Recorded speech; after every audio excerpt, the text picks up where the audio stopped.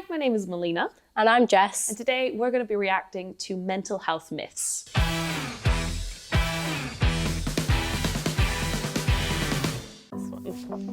right. I can't do anything to support someone with a mental health problem. Definitely a myth. I think it's quite important that you try to reach out and see how you can support people. Even if it's not like in a professional sense, just knowing you have friends there. And be like, oh, do you need like some company to take your mind off things? Lots of little things that make a big difference.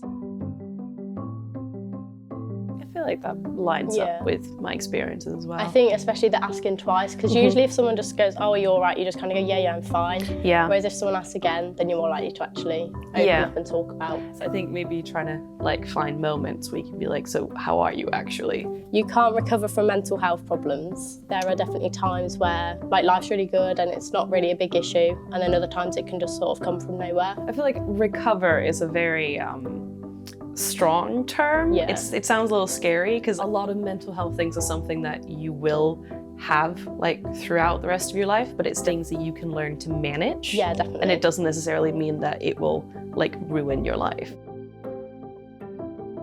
It's not so much about not having it, it's more like, well, how can I then change my life or the way I think or the way I do things so that I can still get like full enjoyment out of things, just knowing that this is something I have to work with. Yeah, it's almost a way of like working around it instead of just pretending it's not there.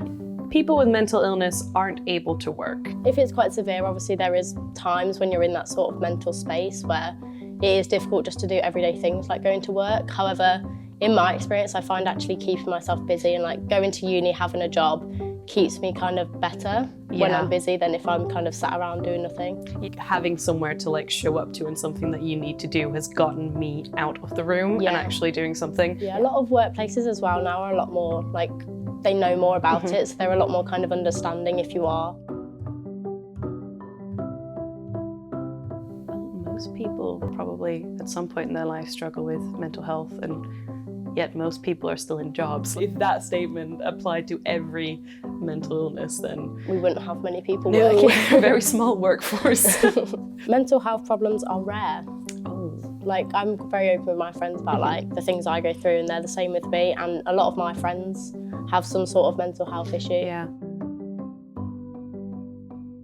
1 in 4 sounds quite... It's quite a lot, really, when you think about it like that, Most people, like, which if you get to know them and start talking about these type of things, everyone has like an experience they can pull forward. Even if it's not personally, they know someone who has.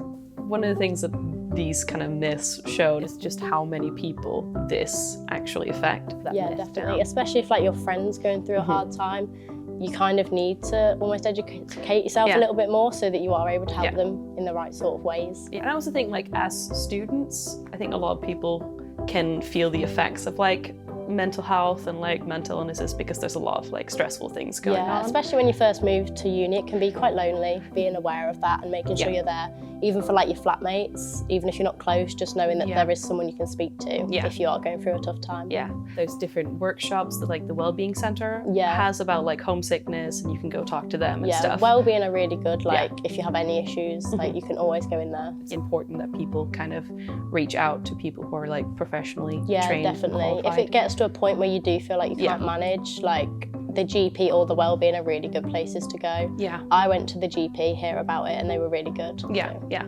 Thank you for watching us react to mental health myths. Keep the conversation going down in the comments below. We'll see you soon.